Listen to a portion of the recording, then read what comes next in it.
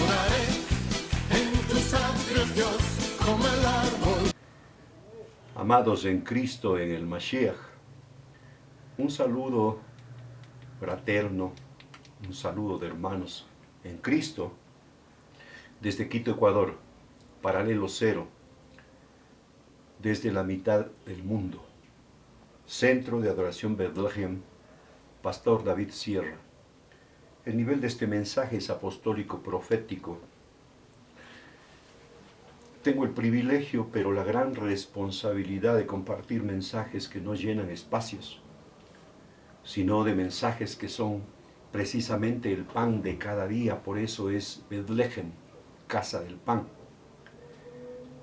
Este mensaje lo he compartido al inicio el viernes 31 de julio del 2020 y lo titulé Elohim, tu presencia es nuestra necesidad. Para muchos la necesidad es salir del encierro, para muchos la necesidad es que otra vez les reconozcan como los grandes, para muchos la necesidad es que se reúnan en los coliseos y que le sigan dando la gloria al hombre, para muchos la necesidad es que le sigan obedeciendo y sigan reuniéndose bajo la directriz de la voz jezabelítica que manipula. Y esto ya está colmando, porque el remanente tiene que, mejor dicho, está aprendiendo a oír la voz audible del Creador. Elohim habla fuerte y el Creador tiene un remanente. Ese remanente hoy es un puño pequeño, que siendo pequeño es más poderoso y más fuerte que el puño grande. Porque para este tiempo el Señor tiene dos puños. El puño de los viejos, de la generación que está terminando, y el puño pequeño de la generación que está entrando. ¿Por qué la discusión sobre los años generacionales son 80 y 40? Para muchos una generación es 80 años, para muchos otros la generación es 40 años.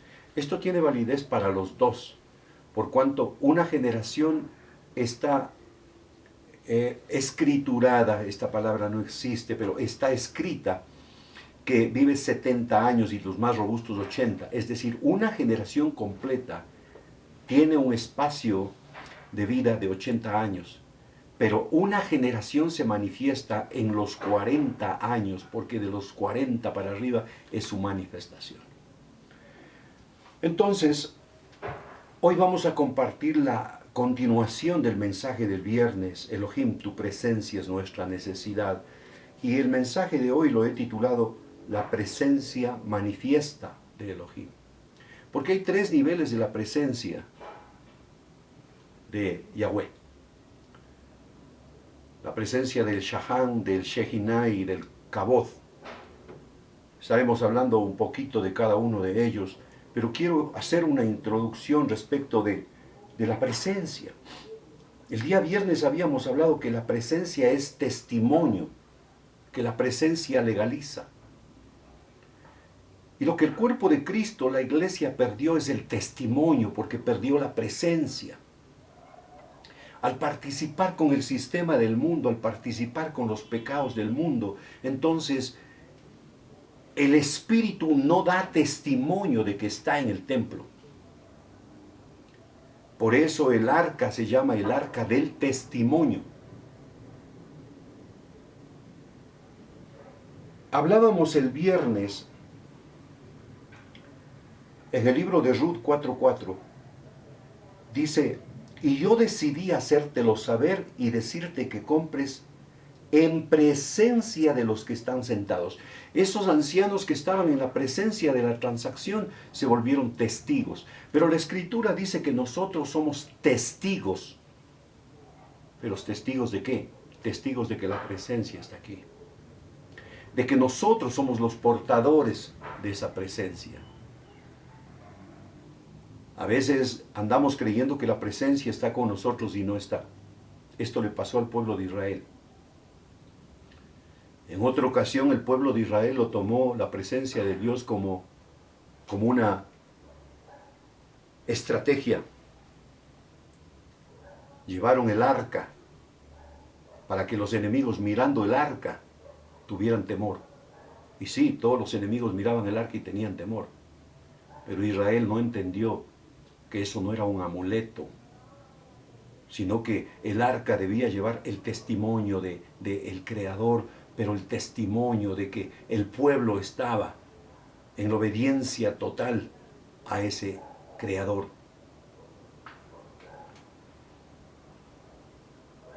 La presencia de Elohim nos da derecho, pero nos da poder y valida lo que Él ha dicho que hagamos. La presencia del Creador redime, nos abre camino. La presencia del Creador de Elohim valida, respalda, como lo hizo en el Antiguo Testamento. Validó y respaldó a Israel, a Moisés, a Abraham, lo respaldó sacándolo de su tierra, a Isaac, a Jacob.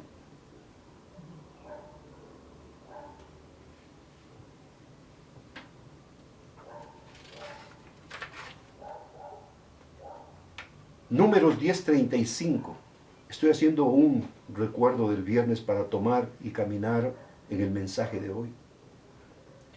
Cuando el arca se movía, Moisés decía: levántate, oh Yahweh, y sean esparcidos tus enemigos, y huyan de tu presencia los que te aborrecen. Es decir que nosotros, siendo portadores de la presencia, el mismo espíritu que levantó a Yeshua HaMashiach de los muertos, está en nosotros. Nosotros somos ahora esa arca. Y deberíamos decir cada mañana: huyan delante de ti los que aborrecen tu presencia. Pero si es que la presencia del Creador está aquí. Porque la presencia del Creador deja testimonio de que Él estuvo, de que Él está.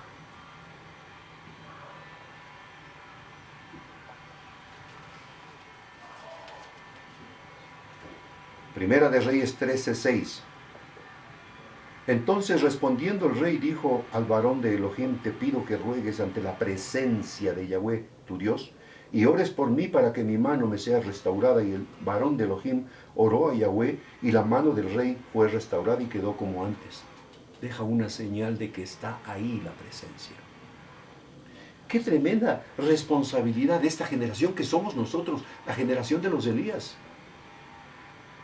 Elías empezó su ministerio diciendo: vive Yahweh en cuya presencia estoy. Doy testimonio de que Él está conmigo. Hizo descender fuego del cielo, hizo descender la lluvia.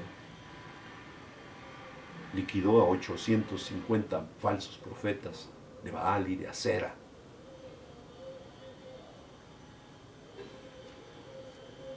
Iglesia, lo que necesitamos es la presencia manifiesta del Señor, porque no está. Y no está por causa del pecado, y no está por causa de la mentira, no está por causa del engaño, no está por causa de adulterios, no está por causa de toda clase de pecados que ha metido Jezabel.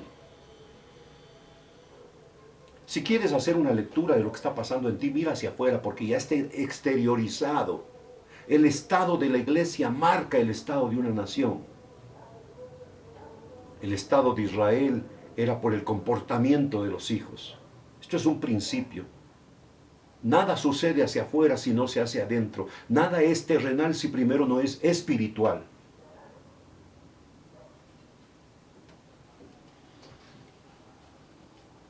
Segunda de Reyes 22:19. Y tu corazón se enterneció y te humillaste delante de Yahweh cuando oíste lo que yo he pronunciado contra este lugar y contra sus moradores, que vendrá a ser asolados y malditos, y rasgaste tus vestidos y lloraste en mi presencia, también yo he oído, dice Yahweh. Lo que necesitamos es quebrantamiento para que la presencia manifiesta del Señor vuelva al arca que somos nosotros. El pecado es un obstáculo para que la presencia de Yahweh se manifieste. Esdras capítulo 9, verso 15. Oh Yahweh, Dios de Israel, tú eres justo. Él habita en la justicia, en la hermosura de la santidad. Él es justo porque Él es el juez de toda la creación. La dimensión de bueno nosotros no hemos conceptuado. Cuando el joven rico le dijo al Yeshua HaMashiach, bueno, él dijo, solo hay uno bueno, el Padre. Porque lo bueno es lo justo, es la justicia. Terrenalmente nosotros calificamos lo bueno pasar por alto las injusticias y eso no es bueno.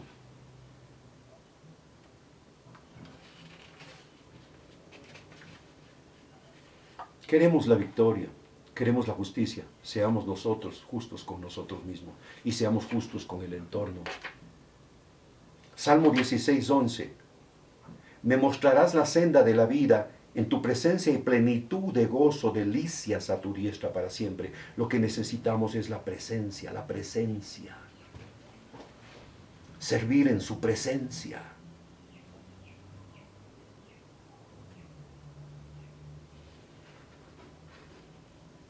Lucas 1:73.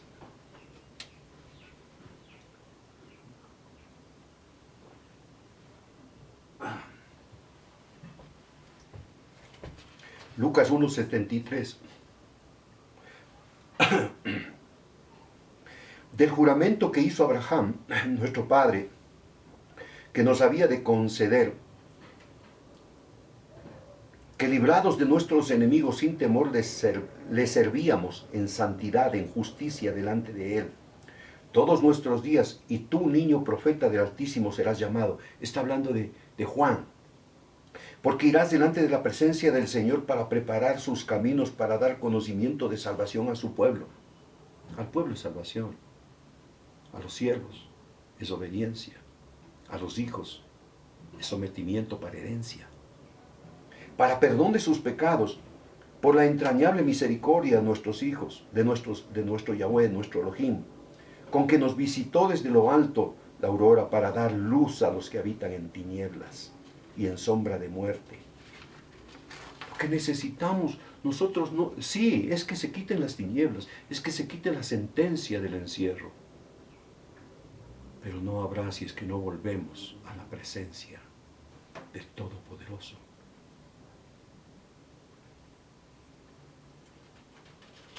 Primera de Samuel, capítulo 4, verso 1. Aquí está el mensaje.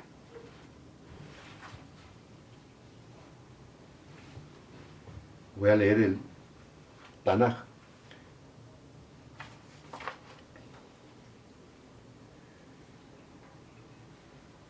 Parece que me va a hacer falta mis lentes porque la letra está pequeña. Estoy en Primera de Samuel, capítulo 4, desde el verso 1. Gracias.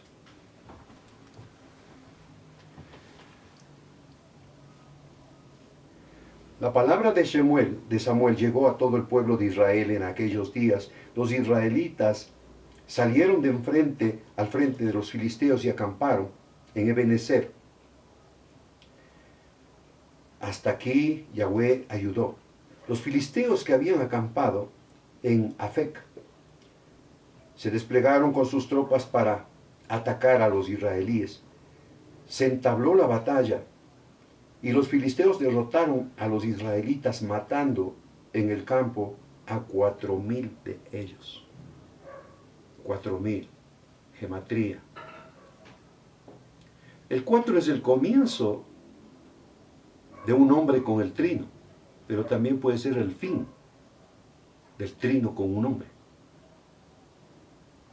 Cuando el ejército regresó al campamento de los Saquenim, de los ancianos de Israel, dijeron: ¿por qué nos ha derrotado hoy Yahweh por medio de los filisteos? Los israelitas sabían que toda derrota no venía de parte de los enemigos, sino de parte de Dios para enseñarles algo, porque algo pasaba en el interior de ellos. Traigamos el arca del pacto de Yahweh, que está en Silo, para que nos acompañe y nos salve del poder de nuestros enemigos. Aquí ellos lo tomaron como una muletilla, como un amuleto, el arca. Dice, perdimos porque no llevamos el arca. En el arca está la presencia. Y esto se vuelve algo tremendo. Porque recibiremos una lección. Digo, recibiremos. Así que enviaron un destacamento de Silo para sacar de allá el arca del pacto de Yahweh, el Shaddai, que reina entre los querubines. Los dos hijos de Elí, Ofni y Finés, estaban a cargo del arca del pacto de Elohim. ¿Quiénes estaban a cargo de cuidar el arca del pacto? Dos hijos del sacerdote Elí, que estaban enredados en pecados, en adulterios, fornicaciones, en inmundicias, sacando las ofrendas de la olla. Ya el padre había hablado a través del joven Samuel y le había dicho a Elí lo que va a hacer, y el Señor cumple lo que dice. Cuando hablamos de juicio, siempre la Escritura dice el juicio comienza por la casa. Y estamos bajo juicio del Señor. Pero nosotros podemos ser excluidos de este juicio si reconocemos contra ti hemos pecado, hemos hecho lo malo delante de tus ojos, pero queremos que seas tenido por justo, por digno delante de toda la creación. Lávanos, seremos más blancos que la nieve, purifícanos. Ese es el clamor y el quebrantamiento que estamos teniendo desde el comienzo de esta pandemia.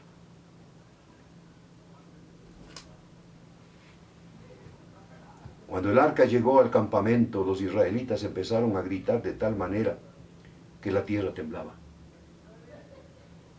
Oiga, no hay cosa más terrible que el pueblo en pecado, pero va a venir tal cantante, se llena el coliseo y toda la gente en pecado empieza a gritar pensando que ese grito trae la presencia del Señor. Puedes gritar todo lo que quieras, pero si no hay santidad, no hay su presencia. Los filisteos oyeron el griterío y preguntaron, ¿a qué viene tanto alboroto en el campamento hebreo? Y al oír que el arca de Yahweh había llegado al campamento, los filisteos se acobardaron. Esto era general, solo de ver el arca. Pero acuérdense que aquí tomaron el arca como un amuleto.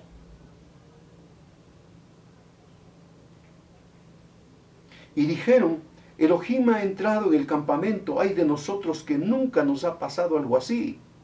Los filisteos estaban temblando, estaban llenos de miedo. Ay de nosotros, ¿quién nos va a librar de las manos de Elohim, tan poderoso, que en el Sián, que en el desierto hirieron a los egipcios con toda clase de plagas? Ánimo, filisteos, si no quieren llegar a ser esclavos de los hebreos, tal como ellos han sido de nosotros. Nosotros hemos sido esclavos de un sistema que no hemos querido aprender. Nosotros hemos sido esclavos del sistema capitalista que ahora es el nuevo orden mundial y tendrán que reunirse, pero tendrán que postrarse los que van a seguir sometidos a ese sistema. Nunca quisieron entender que el sistema de este mundo, el sistema capitalista, pero el capital, la moneda, la plata, cautivó el corazón de los ministros, cautivó el corazón de la iglesia. Algunos también quedaron cautivados por las riquezas, comprándose aviones, comprándose propiedades. Y no está malo porque el Señor quiere que prosperemos en todo, pero lo malo es que guiamos a un pueblo a las bendiciones y no al Dios de las bendiciones. Entonces los filisteos se lanzaron al ataque, derrotaron a los israelitas, los cuales huyeron en desbandada. La matanza fue terrible, pues los de Israel cayeron 30,000 soldados de infantería. No era cualquier cosa, eran preparados para la guerra y cayeron 30,000, 30. Como que es el deseo del trino. Los filisteos capturaron el arca. Además fue capturada el arca de Elohim y murieron Ofni, Finés, los dos hijos de Elí. Se cumplió la profecía, pero no hicieron caso de lo que le decía Samuel, lo que decía Dios a través de Samuel. Elohim decía, dile al sacerdote Elí, voy a matar, voy a hacer justicia en su casa, porque Israel está en pecado. Ir a pelear sin testimonio, ir a pelear sin el arca, ir a pelear sin el respaldo. Iglesia del Yeshua HaMashiach, necesitamos la presencia del Creador. Un soldado que pertenecía a la tribu de Benjamín salió corriendo del frente de batalla y ese mismo día llegó a Silo con una ropa hecha pedazos y la cabeza cubierta de polvo. Allí se encontraba Elí sentado en una silla. Elí ya estaba viejo, perdiendo la vista, el sacerdocio no existía, estaba en peligro de que desaparezca. Por eso dice, antes que la gloria de Dios, antes que la lámpara se apague, el Señor encendió la unción profética en Samuel. Porque la unción sacerdotal estaba ciega, sorda y muda. Requisito para ser asambleísta en Ecuador, ciego, sordo y mudo, y tiene un carné de discapacidad.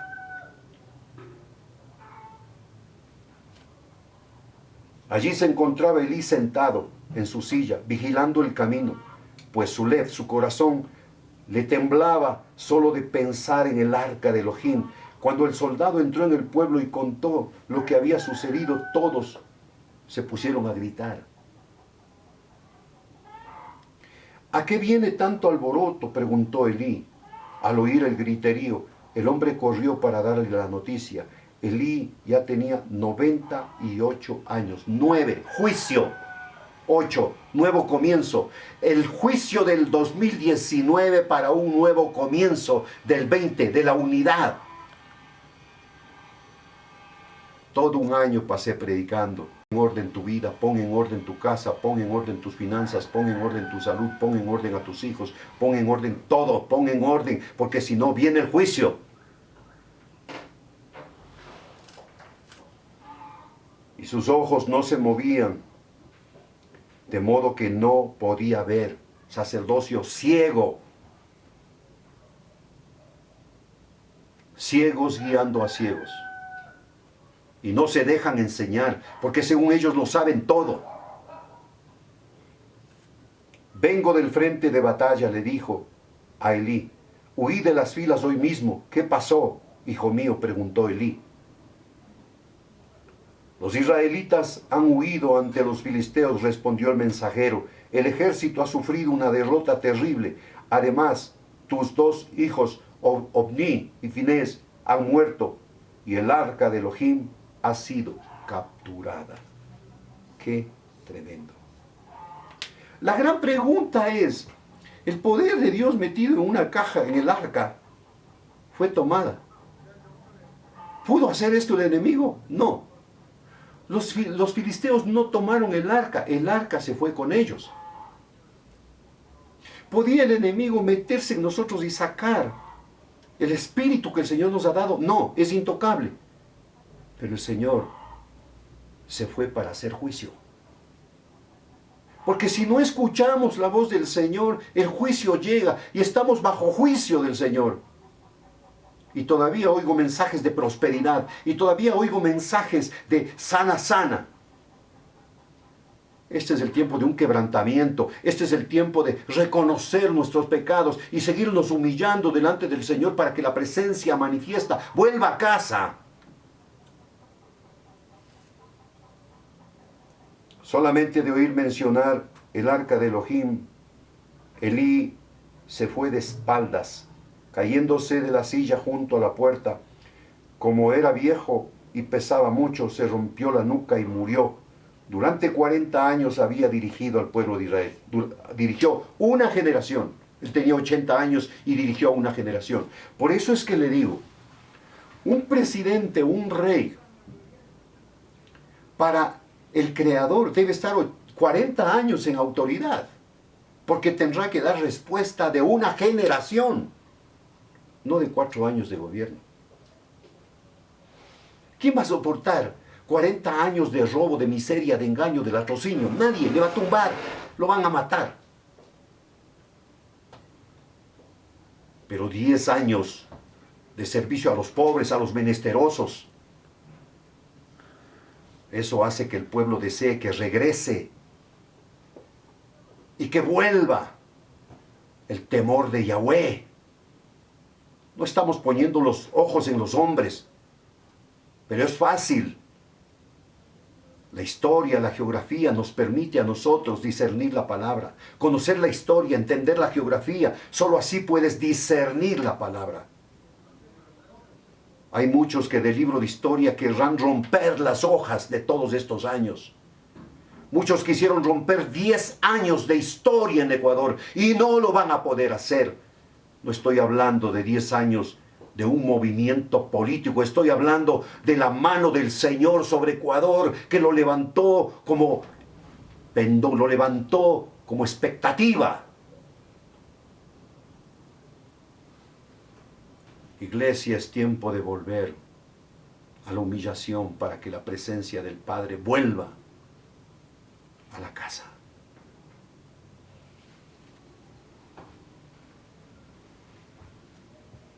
Su nuera, la esposa de Finés, estaba embarazada y próxima a dar a luz.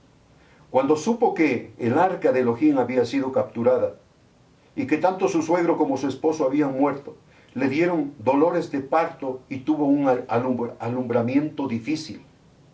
Al verla agonizante, las parteras que la atendieron dijeron: anímate, que has dado a luz un yelet, un niño. Ella no respondió, ni siquiera les hizo caso. Pero por causa de la captura del arca de Elohim y por la muerte de su suegro y su esposo, le puso al yelet, le puso al niño el nombre de Icabod. Icabod. Icabod quiere decir: la gloria de Elohim ha sido capturada. Este es el tiempo que estamos viviendo. Icabod. La gloria de Elohim capturada. Y no solo a nivel Ecuador, a nivel mundial. Encerrados, presos, tapados la boca. Pero el Señor está levantando poco a poco un remanente que va a liberar, porque está siendo atraída la presencia manifiesta del Señor. En clamor 5 de la mañana, en clamor 11 de la noche, para que el perdón haga volver la presencia manifiesta del Todopoderoso, del único que vive y reina por los siglos de los siglos.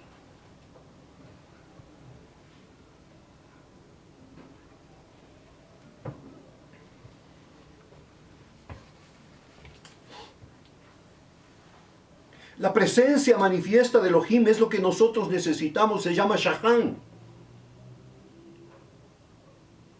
Donde Él está, ese momento justo es el Shahán. Pero hay dos dimensiones más, que es el Shekinah, donde la mano del Creador se extiende y llega para bendición. Y hay otra dimensión que es el Kabod, que son los carbones encendidos. Y Kabod, donde estuvo.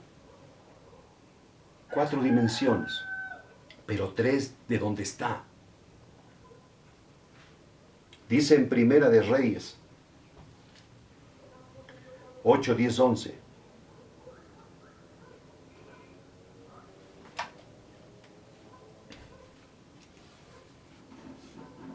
Lo tiene.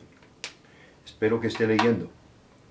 Y cuando los sacerdotes salieron del santuario, la nube llenó la casa de Yahweh, y los sacerdotes no pudieron permanecer para ministrar por causa de la nube. Aquí cuando habla de la nube está hablando del Shahán, también del nivel de Shekinah, porque es nivel de manifestación, porque la gloria de Yahweh había llenado la casa. El Padre habita en la gloria, el Espíritu Santo en la gracia, el Yeshua HaMashiach está en su gloria, pero cuando desciende está en el nivel de misericordia. Porque la gloria del Padre, si desciende, nos liquida, porque la gloria no soporta el pecado. Ay, Señor, muéstrame tu gloria, vas a morir. Primero santifícate. La gloria postrera será mayor que la primera. ¿Qué es lo que liquidó el mundo cuando se arrepintió el Señor de haber hecho al hombre? La presencia manifiesta. Por eso dice: de tal manera amó el Padre al mundo que ha dado a su Hijo, para que todo aquel que en Él crea no se pierda, mas tenga vida eterna. El Padre dice, ya no voy a salir yo, porque si yo salgo les liquido. Voy a mandar a mi Hijo en un nivel de misericordia para que les perdone, para que les lave, para que ustedes cambien.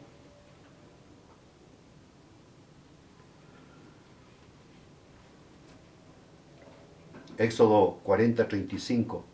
Y no podía Moisés entrar en el tabernáculo de reunión, porque la nube, Shekinah, estaba sobre él, y la gloria, donde está la nube está la gloria. ¿Qué tal si descendiera la nube de gloria del Padre? Entonces sabríamos quién vive en Cristo y quién no. El Shekinah, donde envía la mano, donde se extiende la mano para bendecir. La cercanía de la gloria del Padre a su pueblo. Pero el Kabod, donde estuvo, allí quedaron carbones encendidos. La gloria eterna del Padre dejó huella. Pero esto no quiere decir que el Padre no está en otro lugar. Él está en todo lugar. Pero estoy hablando de presencia manifiesta. Y el nivel de Icabod, donde la gloria del Padre fue quitada, fue capturada, donde se retiró el Padre. Por eso es que en diciembre, cuando el sol sea tapado, en ese eclipse será el Icabod. Iglesia, te estoy hablando como un profeta altísimo. El Icabod será el 16 de diciembre, cuando sea tapado el sol y toda la tierra quede en tinieblas, porque será la señal del que el Padre da la espalda y la luz ha sido quitada. Y después de eso, porque ahí sí habrá un quebrantamiento, entonces vendrá la luz, porque son 375 días. Para los que han estado siguiendo los mensajes, saben de qué le estoy hablando. El arca del testimonio se quedó en Valperasín. Valperasín quiere decir, el Señor me quebranta. Es el tiempo de volvernos a Valperasín. Es el tiempo de volvernos a un quebrantamiento, iglesia.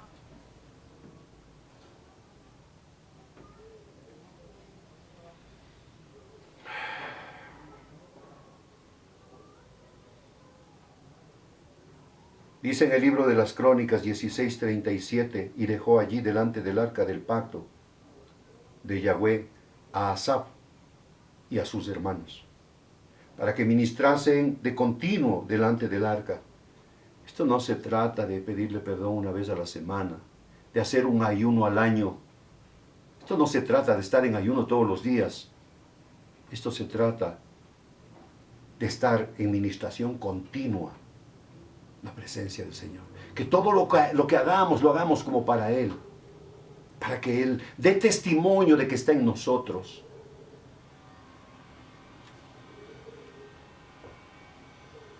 Delante del arca cada cosa en su día. Y a Obed-Edom y sus 68 hermanos. Otra vez, gematría. Obed-Edom tenía 68 hermanos. 6. Restauración del hombre para un nuevo comienzo, el 8. Obed-Edom, hijo de Jedutum, y a Josa como porteros. Asimismo el sacerdote Sadoc y a los sacerdotes de sus hermanos delante del tabernáculo de Yahweh en el lugar alto que estaba en Gabaón, para que sacrificasen continuamente, mañana, tarde, holocaustos a Yahweh en el altar del holocausto, conforme a todo lo que está escrito en la ley de Yahweh que Él prescribió a Israel. El arca del testimonio. Nosotros somos el arca y nos llenamos la boca diciendo tenemos el pacto, pero no tenemos el testimonio, porque el testimonio es presencia. Vive Yahweh en cuya presencia estoy. Muéstrame la gloria. Porque para hablar bonito todo el mundo puede. Pero para mostrar la gloria es necesario santidad. Es necesario la hermosura de su presencia.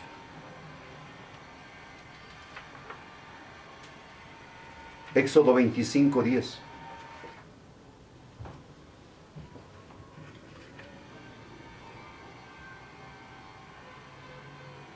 El arca del testimonio. ¿Con qué se construirá? Madera de acacia.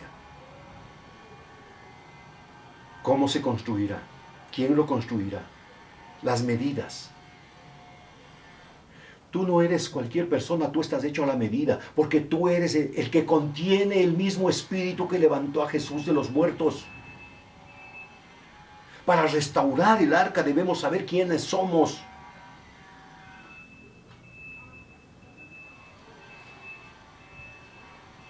Harán también un arca de madera de acacia, cuya longitud será de 2 codos y medio, su anchura de codo y medio, su altura de codo y medio. Las cubrirás de oro puro por medio, por dentro y por fuera, y harás sobre ella una cornisa de oro alrededor. Fundirás para ella 4 anillos de oro que pondrás en las 4 esquinas. Serás testimonio para los 4 vientos, no solo donde te ven. 2 anillos a un lado, pactos. Un anillo en cada extremo. Pacto, para que todos sepan que tenemos un pacto. Pero el pacto nuestro es diferente al pacto del Antiguo Testamento. Es un pacto nuevo. Harás unas varas de madera de acacia, las cuales cubrirás de oro. Y meterás las varas por los anillos a los lados del arca para llevar el arca con ellas. Las varas quedarán en los anillos del arca, no se quitarán de ella.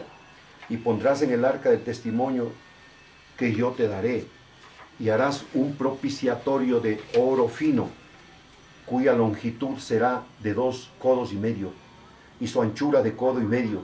Harás también 2 querubines de oro, representación de la presencia. No es que ellos eran la presencia.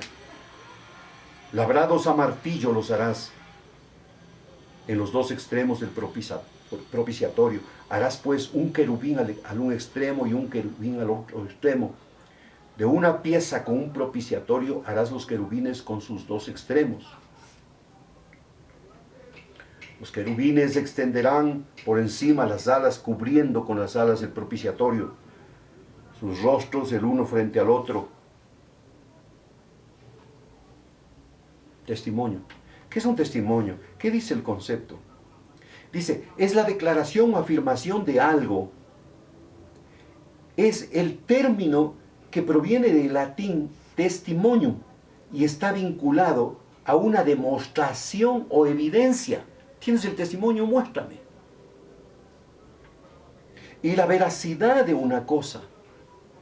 Lo que la iglesia perdió es el testimonio. Lo que los hijos de Yahweh perdimos es el testimonio. Es decir, que no ven la presencia de Él en nosotros. Testimonio es una herramienta avalada por un notario o un escribano para dar fe sobre algo. Y aquí otra vez, nada sucede afuera si no sucede adentro.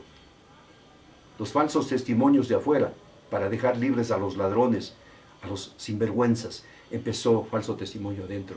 Me dijo el Señor hace 2 años, me dijo, tú verás, me has pedido ver la gloria, la vas a ver. Y la señal primera será que mueren los Ananías y Zafira por dar mal testimonio, por mentir al Espíritu Santo. La primera señal que se verá en la restauración de este tiempo será la muerte de los Ananías y Zafiras que han mentido al Espíritu Santo, que han consentido ser parte con Jezabel. Porque la mentira se hizo parte en la boca de los llamados evangélicos. Y deterioraron la credibilidad de la palabra. Falso testimonio es un delito. Terrenalmente, falso testimonio es sancionado y es un delito. Cometido por un perito o un testigo. Cuando miente, eso es falso testimonio terrenalmente. Cuando brinda información falsa en el marco de un juicio, es falso testimonio y queda bajo sentencia. En la Escritura, dar falso testimonio es un pecado.